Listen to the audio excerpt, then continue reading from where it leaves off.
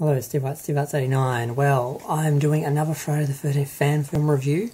I've been trying to get through them all. I watch, every Friday the 13th I watch all the Friday the 13th films, and I keep meaning to get to the fan films, but usually by the time I've gone through the 12 films, I just want to get into the special features, and I never actually get to the fan films. I've watched a couple. Now, this review is going to be for the fan films Legacy and Blood in the Water. Now, Legacy is another short fan film. It's about 20 minutes, 19 minutes, 40 seconds or something. Now, it's a bit basic in some ways, but it's kind of got a consistent quality. Some of the other ones are very all over the place. This one starts off with a woman basically running through the woods screaming, being rescued by a policeman who shoots Jason. And Jason falls. Of course, we know he's not dead, but it just sort of ends there. And then we go to another area, like closer to the lake. There's a couple, a brother, a sister, and the guy's girlfriend, and they're just hanging out by the beach, and he finds the Camp Crystal Lake sign, which is a fairly decent replica of the sign that's covered in mud, but the mud is obviously just, they've just thrown it on there. They wash it off with some water. But they kind of get points for getting the sign right, because even some of the movies couldn't get the sign right. We have Tommy Jarvis show up, just randomly, because he's basically warning them, and I guess anyone who comes anywhere near the camp, not to be there. The guy and him sort of butt heads, and he basically leaves, because they don't listen to him, but I guess he's just going to watch from a distance and try and protect them, but... yeah, he kind of fails in that, trying to get rid of them. Then we have the two go off separately. Actually, the guy goes off separately and finds one of the old camp cabins. So he's looking at that. He goes back to the girlfriend, and then she gets separated somehow, and she gets killed. They find her dead, and then they run off and basically try and hide. And they're hiding in the cabin, and Jason comes for them. And Tommy shows up and helps them, and then it's Tommy and the guy fighting. The guy gets killed, and then Tommy ends up basically rescuing the girl, and she ends up with Tommy's gun, and she's gonna. It's weird because he seems to be on a suicide mission at some point, because no one has done a good job of writing Tommy's character. He seems to know who Jason is and be there to protect or to try and destroy him, but yet he just tries to shoot him or stab him, and he knows that doesn't work. So no one has done a good job of dealing with Tommy in any of the fan films that I've seen. I want someone to do a really good job of Tommy, because he deserves a proper film. The character really deserves a proper exploration or a proper conclusion. I mean, he hasn't really gotten it. So at one point he says that she works out he's basically wanting to be killed by Jason, and she says, what is a suicide mission? But then later Jason has been stabbed, and he's on his knees, and she holds a gun to his head, and he actually takes the gun away for a second like, it's over? And I'm like, he's still on his freaking knees. He's not even down. And then she's like, no. And does she shoot him or stab him?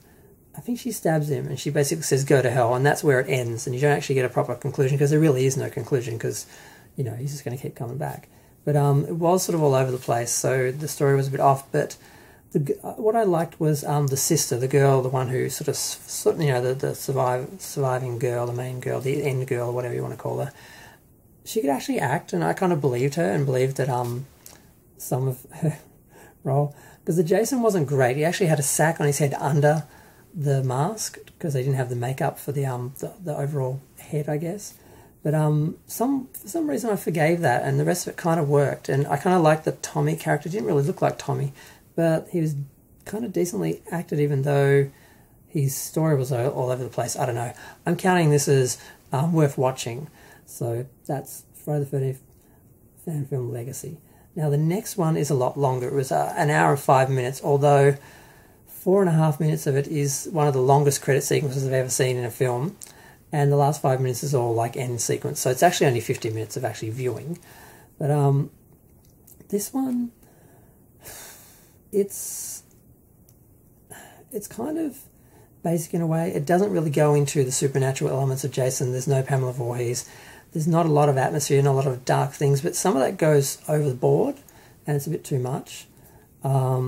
This one, it's mostly shot during day. It starts off with two kids just running through the forest and through the woods, and one of them trips, and the girl trips and cuts her hand, and the guy helps her wash her hand off in the lake. And then we see Jason under the water in the lake, and he's like awoken by the blood in the water. I'm like, really?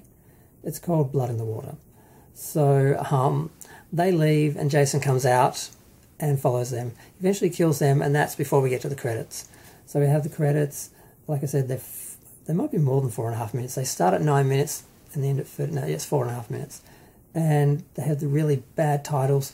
I never understand why, if you're going to do a Friday the 13th film, why don't you recreate the same titles and the same title logo and everything? But these just have the worst. It's like red writing and white writing, the same sort of text, sort of over itself but moving around. It's just long and heavy metal music. It's just hideous. If you could cut that out, the rest of the film would be decent.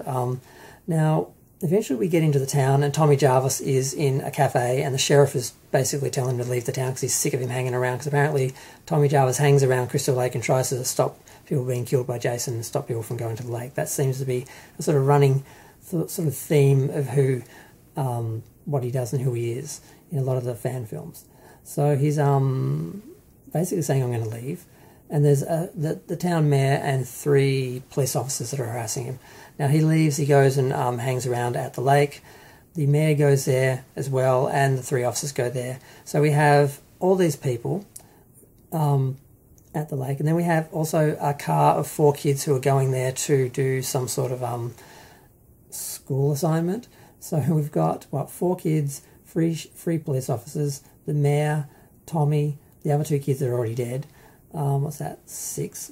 No, there's a lot of characters. So that's how they managed to clock up like an hour or 50 minutes of screen time. Because I remember thinking, God, it's too long, I won't be able to review it really quickly. But it's not complicated. And I'm thinking a lot of the other ones that are 45, 50 minutes, an hour long probably won't be that hard to get through as well. Although this looks like it's going to be a 10-minute review, and I really should be able to do this in 5 minutes. Sorry. But yeah, it's fairly basic. You see them basically all manage to get separated and killed off one by one. There's also another random guy at a bunch of cabins, and it's kind of cool they found a bunch of empty cabins. A couple of the films have some really convincing empty cabins that look a lot like the Camp Crystal Lake cabins, particularly the ones from Part 6.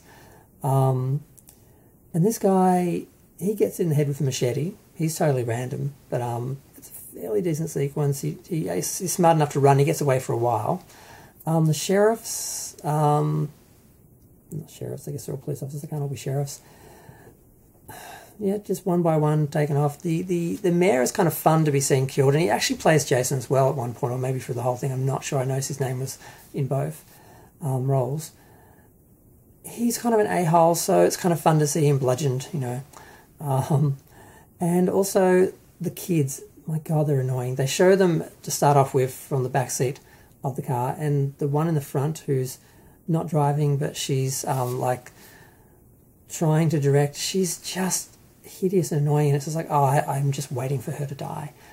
She's this short blonde haired, she's just annoying. You'll see if you watch it.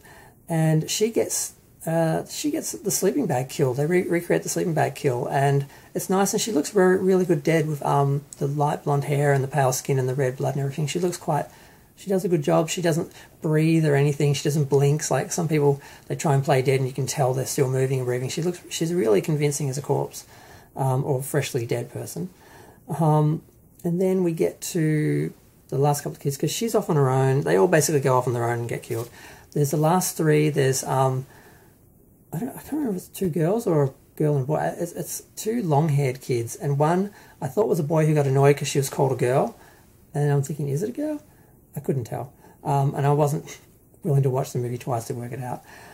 There's them and a guy. They're swimming in the lake, and Jason comes, kills the guy. The 2 run off. Some stoner shows up in a car, and he's kind of cute until he takes his hat off, but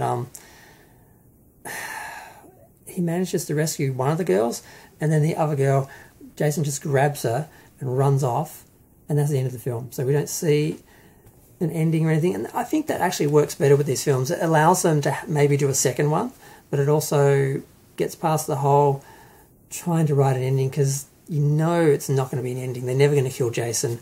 So the endings are never convincing. It's better when it just ends off on a mystery. The person's dead or they disappeared or whatever. It kind of works better. So these ones are okay.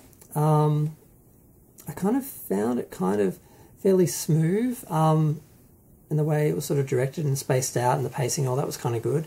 But the only thing I really hated was the credit sequences. They're too long. They're really loud, heavy metal music, and they don't have any of the atmosphere of the Friday films or anything. And I don't know why people don't try and replicate the original titles and the music better.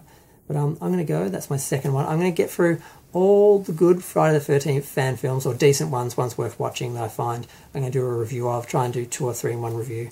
And hopefully that'll help people find the good ones, because it's horrible going through all the rubbish ones to get to the good ones. It's taken me a long time. I'm going to go. Thanks. Bye.